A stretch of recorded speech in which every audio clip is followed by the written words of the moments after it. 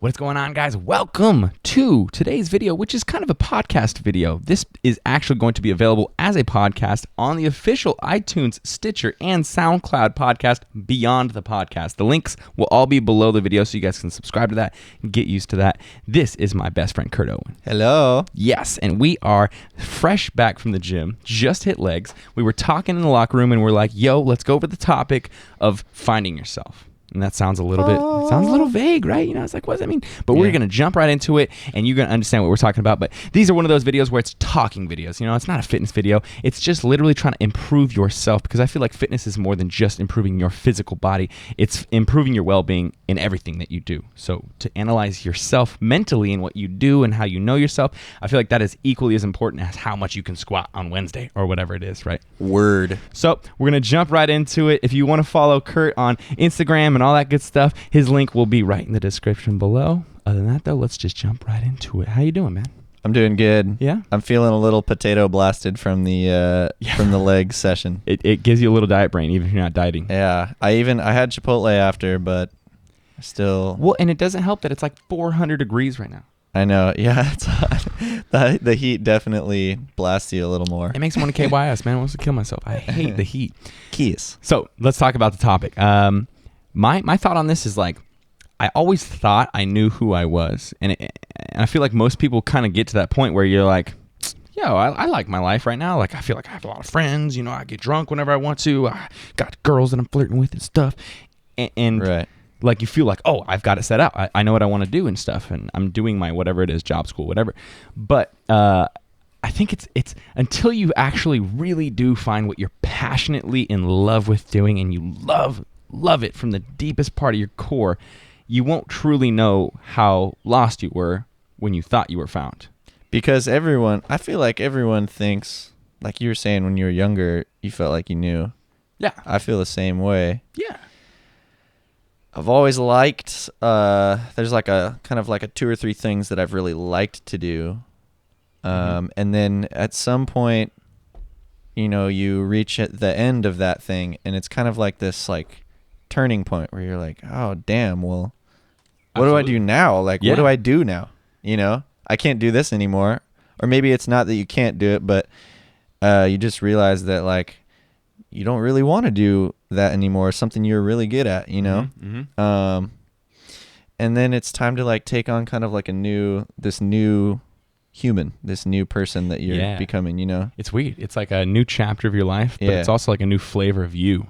Yeah. And it's scary a little bit, because you're like, I'm so used to being a new flavor of you. You know what I mean? Like, you're like, I'm so used to being macchiato flavored, and now I'm caramel flavored a little bit too. Like, this is weird, man. Is this who I really am? I've had times where like I change the formula up. You know what I mean? Like, I'm sleeping this much or whatever, or I'm eating this kind of food, or I'm dieting this way. I'm doing this cardio. I'm doing whatever the things are that I'm doing in my life that make me feel this way, and it's working really well. And I'm being me with these parameters. Yeah. I switch a parameter up, and then I feel different. Like, my energy is different. Maybe I'm less energetic, more energetic. Maybe I'm more positive in general. Maybe I'm less positive. Maybe I'm more goofy, less goofy. Maybe I'm saying more out of the water, weird stuff, less, whatever it is. Yeah. And it's weird. Like, I sit there and I reanalyze myself, and I'm like, is this how I usually am? Like, do my friends perceive me in a different way than they usually have? Right. Yeah. Do you feel me on that? Do you know what I'm saying? Well, yeah, it's like kind of like at any one point, you know, you go back in your timeline of your life, and I think if you could like look at yourself in this section, you're like, okay, let's start right here. Yeah. You're like, yeah, okay, I thought this was cool, and I thought this was cool, and I thought I was like had this shit figured out. And then you look back now and you're like, damn, I really did not have any of that figured out. Everything changes so much. It's that traditional, like, back when I was in high school, I was such a nerd. Yeah. I thought it was cool. I think like it's more difficult to say, I do not have something figured out. Like, if you find yourself going at some point being like, I need help with this, or like, I am open to suggestion, like, what do you think? Or like, you know, not that you should listen to everything that everyone else says, because then, you know, you're not really doing you anyway. But I think when you can like sit back and admit like, man, like, okay, well, I don't know what my next step is here in life, or like what's my next chapter going to be.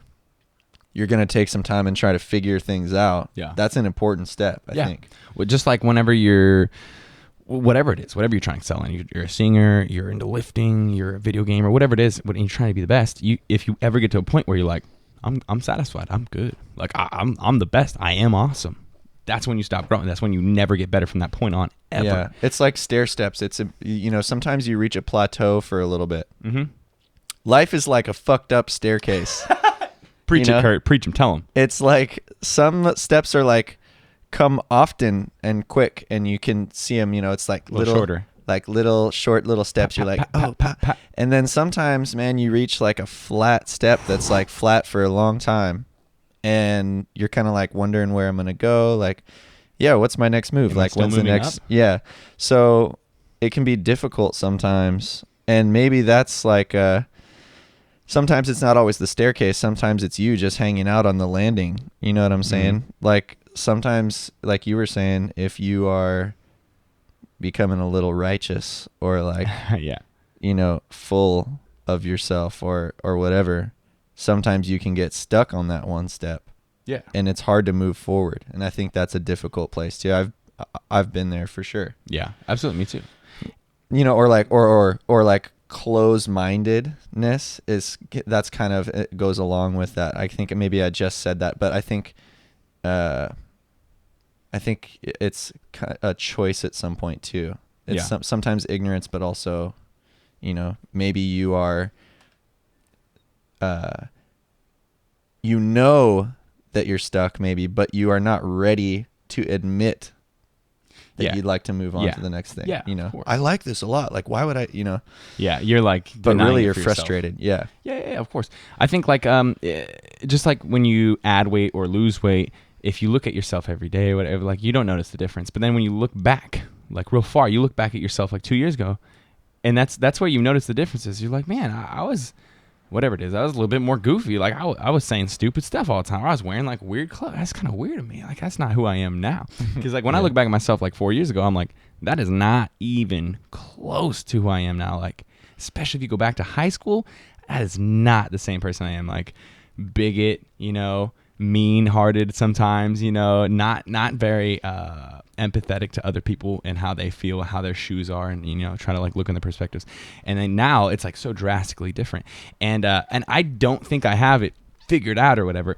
I think I'm still a little bit lost and still like trying to figure out who I am. But I feel a lot more comfortable having locked down certain passions that I do know that I will never leave them. They'll never be gone out of my life. And those are parts of me, you know what I mean? Like, I'll never stop making videos for YouTube. I'll never stop doing cinematic projects. There you go. Yeah, I know, right? I'll never stop rapping. Like, even if no one ever listened to my raps, I would still do that. So those are things that I've, like, tried and I've dabbled with. And then I was like, I do like this. And then there's other things I've dabbled with. And then I was like, I really thought this was a part of me. I kept dabbling with it, and I found out it wasn't me. Like soccer. Yeah. Like that was a huge part of my life. You and I played soccer from 6, 7, all the way up until when we split off into different soccer teams, like a 14 or 15 or something like that. And then we like did our own things. But even then, still playing all the way up to like 16 or 17. And that was my life, man. That was your life too. And like, yeah, it was. Yeah, man. Like every weekend, we were going pro, man. Like, yeah, I was gonna play in college and shit. That was the plan. I was like, man, okay, scouts coming my junior year, like, my senior year, I should already have it figured out. Yeah. And that's kind of when I had like the realization that I actually wanted to do music. Because I took a guitar class my sophomore year, and then by the time junior year came around, I was like, damn, like, I like this. I really want to do this instead. So how about that change right there? Like when you had that moment where you're like, I think I'm going to stop playing soccer and pursue music. Did you get scared? Like, what did it?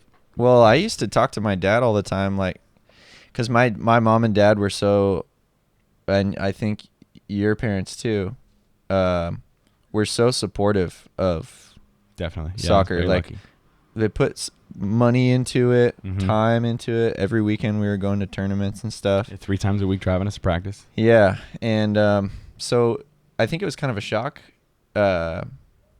Not that they thought I couldn't do it, but they kind of thought like, well, wow, he's been doing this his entire life. Yeah. We've put a lot of time and effort into it because he said, this is my plan. Curt said, yeah, I want to go play in college. And then I changed my mind and they're like, what is he doing? Yeah. And I had played other instruments before, like in middle school and stuff. But then I started playing guitar and started singing, and they were like, well, you just started doing this. Like, how do you know that's what you want to do?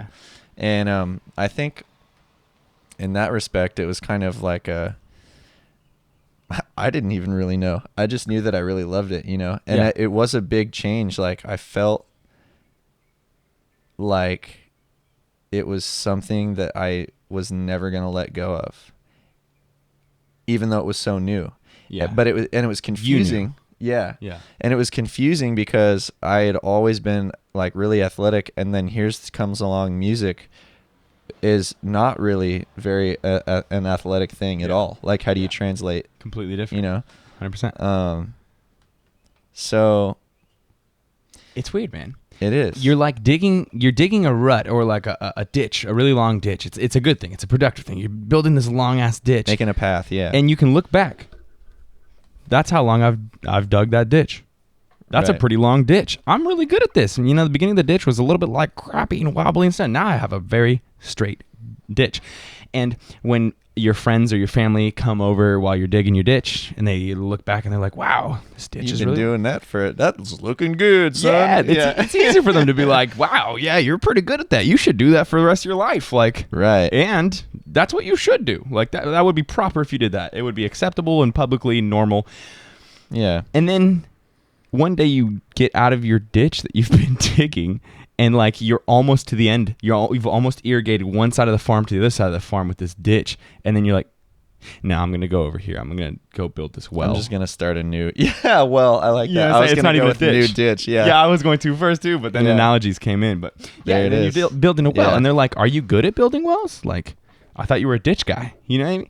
So like, I don't know. My point of this long ass analogy. I'm gonna give it a shot though. I think wells are really cool. Yeah, I like. There's a lot of potential here. Potential. I feel better in this freaking position. Yeah. But when the thing was like when you are evaluating things that you do or do not want to include in your life, and you're deciding and you're building these bricks, these bottom layers, the first layer of your pyramid of what's going to be you. It's difficult because it's all guesswork, man. Like, you're such a young age. Like what you're saying, you grew up all your life playing soccer, so everybody knew you were a soccer player. Your entire life was defined by that. You haven't had a long enough life for you to have different chapters that are equally long. And so that's what you are. And at such a young age, too, man, can it be difficult to get over that outside extrinsic, influence, yeah, I mean, you're sitting there looking at your ditch, and even you, like everyone else, is like, oh yeah, that's his ditch. Oh wow, nice. You've been doing that for a long time. Ditch. And then you listen to all that too. You're like, oh yeah, like, oh, you're right. I have been doing this for a while. Yeah, this built is something. This is me. I'm good at this. And then you're looking at it like, oh, I've done a lot of work on this. Like, yeah, I'm kind of scared to like start a new ditch or a well. Like, maybe I do know a little bit about it, but I'm still kind of scared because like, I don't want to leave this. Yeah. And am I wasting time? Yeah. Like, yeah, exactly. I'm like, right. I've been there before where I'm like, already a decade and a half in. Yeah. Like, is this something that I can like do? Yeah. Like, can I do music? Totally, dude. Yeah. I know what you feel. But then there's the flip side of this too, where, and I don't know if we're ready to get here yet, but I just kind of arrived at this. I'm excited. In my mind. Yeah. Put it out on paper. So there's that portion where you're like, oh, I'm kind of scared. But then, when you're mulling it over, kind of thinking about, how am I going to make this switch? How am I going to make this move? What am I going to do? Mm-hmm.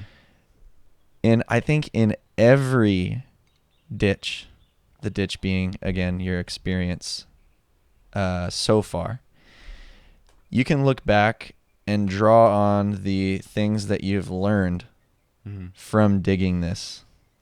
this path or this ditch. I see where you're going with it. So in soccer or in sports, I guess you could say, you could group them all into one because it's kind of similar, you know. I was really fortunate to learn how to work with other people. Yeah. And be a part of a team and do my job. Yeah. And that experience helped me also a work ethic, willing to push myself and willing to work hard. You know, whatever the ditch is that you started, if you've been digging it well, that's not a play on the words with the well, guys, just so we're clear. If you've been, working hard at it, you can work hard on something else too. True. True. If you've been kind of just hanging out and hanging around, you have to start something brand new for the first time. Yeah. That's way shittier than like switching over. That's true. That's true. Like if you're starting your first passion at 25 and you've never done anything ever and you've never been passionate, you're going to have to learn new. But when you're learning at 8, it's okay that you're not very good at it and you're dumb and you throw the ball the wrong way into the goal or something. Yeah. It's all expected. Yeah. Yeah, totally. And I like what you're saying there. Like when you're in that first passion, it's not only like you're just learning how to play soccer, you're gaining principles, the principle of work ethic, like you said, or the ability to rely on other people or, spread the responsibility. And all that stuff can be translated on over to your next one. Like, for example, with that one, you learn teamwork. And then now you're a musician. And as a musician, you've played with not only like a bassist, your main dude, Gabe, but you've played with other people who have like helped you in your recording studio. They'll like play a guitar, like whatever. They'll do like different instruments. And that's part of that. Yeah. Like you can rely on other people and expect them to do well and deliver. Mm-hmm. Yeah. Making a plan with someone, showing up to practice, working through the motions, trying to hash it out, figure things out, a lot of it is very similar to like going to soccer practice. You can't just show up at the game. You can't just show up at a show for music after not playing for a month or something, or not playing for a week, and expect to run fast enough to keep up with everyone else or to sing well enough to or to be, to feel like you're in your groove up on stage. It's not gonna happen that way. So that consistency, the training yourself in whatever it is that you're pursuing, for sure. Definitely. Yeah.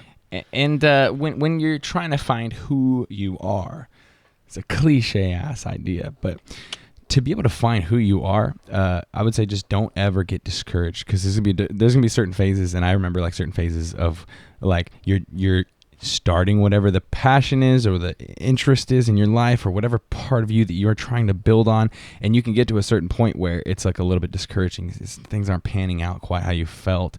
You don't feel as productive as you should feel in that, or maybe you don't feel as successful as you should feel in that field. And I've been there, man. I've been there, dude. Yeah, I think a lot of life is all about how you respond to situations. Yeah. To bring light to that. I think sometimes, man, life can throw you curveballs, and you can let it really knock you down. Mm-hmm.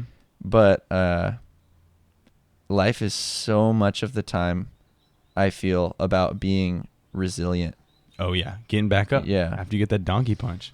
Yeah. Oh, I say donkey punch because it's an unexpected one, man. You weren't seeing it coming. Then you're on the ground. And then when you're on the ground and you just had a blink of the eye, do you get up, or are you like, well, I wasn't expecting that? Yeah. So, I was talking, to go back to what we were kind of talking about at the beginning in relationship with this, that staircase. Sometimes, man, it's you. Sometimes you're stuck on that staircase. Mm-hmm. It's a choice, You're being a dummy. Mm-hmm. Sometimes life throws you that flat step for a long time and you're stuck. And if you stop looking for where the next step is, that can be a choice too. Yeah. Like shit is going to happen to you. Oh, yeah. Life is not always rainbows and butterflies. Never. It's compromise that moves us along. Damn. For all of you Maroon 5 fans. Oh, okay. I was like, you just fucking come up with a tattoo. Sorry, right there. But it's not always like, happy crappy. It's always, sometimes it gives you a flat step, and you got to keep looking for where that next. You got to keep your own intrinsic motivation and interest in yourself. That's huge. And I'd say the people who seemingly know themselves the most are the least lost, right? The people you're looking up to the most is like, wow, that guy has been that and he is that. That's what he is. Like, he is a freaking pillar of whatever. He's a wrestler. Those people are probably the people who know this the most, that you are never not lost. You're never fully aware of exactly who you are and what your ego is, and separate to your ego who you are. No, you'll never 100% know who you are, because you aren't you. You're not a label. You're not Brian, the cinematographer, who is slightly weird and mostly nice and this and it's like you're not labels. You're not all this defined stuff, and it brings us comfort to have labels and to be able to be like, hey, yo, me, I'm the 24-year-old bodybuilder guy who's vegan. Yeah, that's my definition. Well, who are you? Can you explain? Right. You can't just break yourself down into a sentence, but it feels like you need to. So when you can't do that, it feels like you're lost. It feels like you're not doing the right things, and it feels like you are not living how you should be. Yeah, everyone wants like credentials, don't they? They do, man. Everyone wants to like... Everybody needs a damn label. Yeah, everyone needs like a way to explain stuff. Yeah. We've been doing it forever, man. Like... Yep. The stars are just holes that a bird poked in the blanket and the sun is shining through at night. You know what I mean? Like, forever people have been trying to make explanations for everything. Yep. And I think we try to explain ourselves too by drawing on the, I think that may be the definition of an ego too. Like, you are so afraid to admit that you are not 100% sure what's going to happen next, or what, who you are, or whatever. Yeah. But, so then you get wrapped up in this ball of like, you create stress and like, I have to do certain things this way because everyone and then you're like, I am I'm the shit. Yeah. Well, you create your ego because it makes it more comfortable. Totally. Yeah. Like, it's like a buffer zone. Yeah. It's a buffer memory of incredulity. And y'all motherfuckers can never get near to me. 10 points if anybody calls out what that was from. Yeah. But I totally. Like, it's easier to build an ego, because then that ego is the definition of who you are. You just look back to your ego in your mind and you say, oh, I decided a couple weeks ago that I am this now, and I'm more like, I don't cry. I'm a macho guy. It's part of my ego. Right. That's my MO. Exactly. You build your own MO, and it's like, it's debilitating. It's closing. It creates this captivity. It limits you. Yeah. Because sure, maybe that principle or that rule that you put into your ego, little ball over there, works 90% of the time, and it's okay. And it's like, bam, dude, it works. I'm macho all the time. I don't cry. That's just the first one that came to mind. So that's what I'm going on. But then that rule you've created, that MO you created, doesn't work all the time. Maybe at some point you should cry, man. Maybe you went to a funeral and, dude, your dad just died or something, man. You should cry. You should be affected by it, and it should be emotionally disturbing, and it should be cathartic for you to cry. It's the proper response, and when you do it, it feels right, because that's what your body's craving to do. Yeah. That goes back again to that staircase, man. Go on then. Dude, if you, the same set of principles does not work for every single situation that life is going to throw at you. Yup. So, damn staircase. You're just limiting yourself How long all is this over the place. Staircase? How many flights?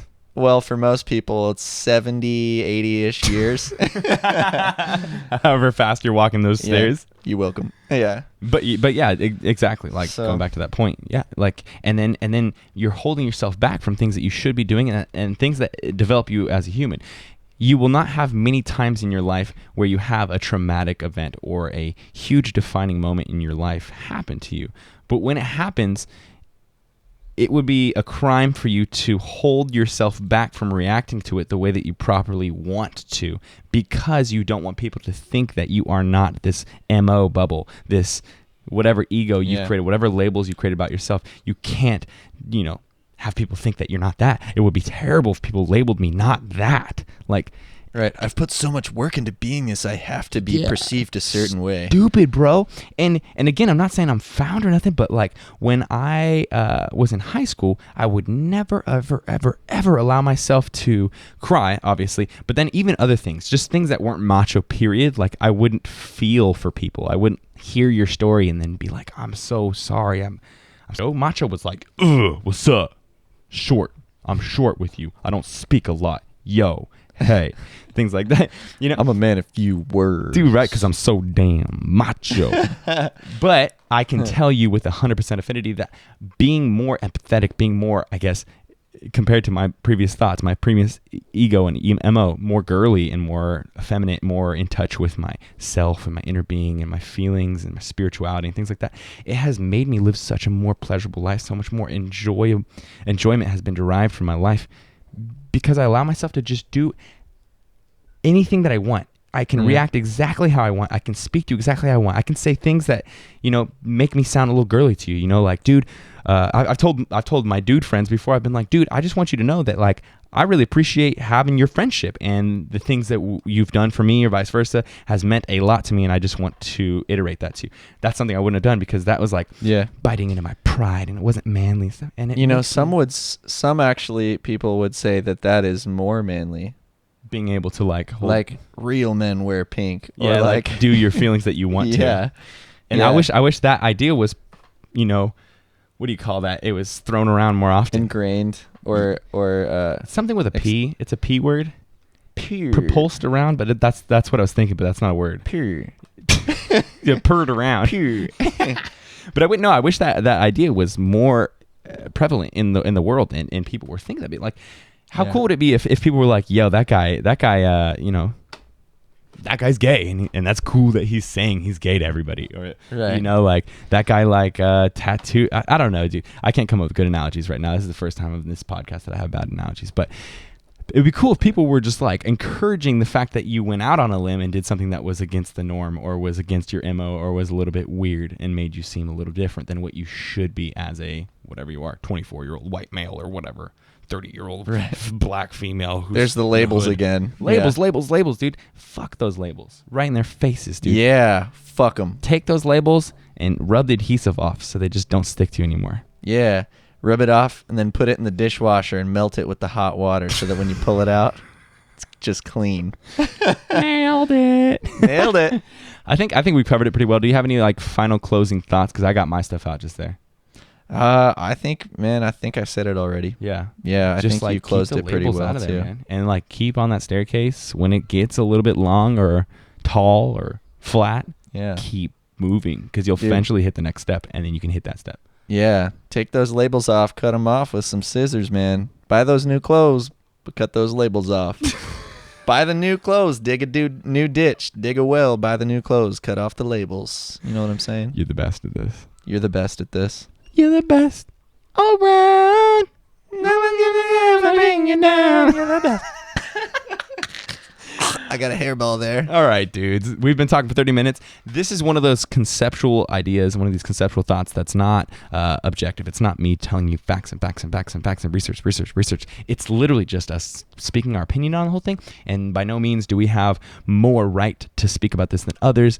The ideas are just out there on the table. And it's for you to like get inspiration or develop your own thought about this. All this is. We're just trying to figure it out too. Exactly. Yeah, we're on the same staircase you are, dude, and we are lost as well, but we're trying to find our way. That is so true. You like that? Yeah. But yeah, so if you guys enjoyed this, please, I would love for you to give a thumbs up. Let us both have your thoughts as you're listening to this, because I know as I listen to podcasts, I'm like, oh yeah, that's an interesting thought, and that, you know. So if you're like 12 minutes in and you thought something was interesting, leave a comment. Let us know what you're thinking, so we can develop the conversation more. People will comment back, and we'll have like a whole candor in the comment section. It'll be really, really cool. And if you're not following my best friend, and I don't use that term lightly, literally my best friend, guys, he's a musician, and you can follow him on Instagram at Curt Owen Music. That's CurtOwen Music. So make sure you follow him. Check out his music. It's super dope. Start encouraging him on social media, because pretty soon I'm going to push his ass into having a YouTube channel. Help me push his ass, Team Beyond the Week. And if you're not... Push my ass, guys. Push his ass. Yeah, I guess that when you put that context on it. You know I had to. That's pretty good, dude. All right. If you guys have not subscribed all of you already, make sure that you hit that subscribe button. Other than that, though, Team Beyond the Week. Lift heavy or die MIRIN. CT. Double up. Yeah. Oh, I was supposed to say CT. Yeah, you're supposed to say CT. Oh, damn it. What are you doing? CT. CT.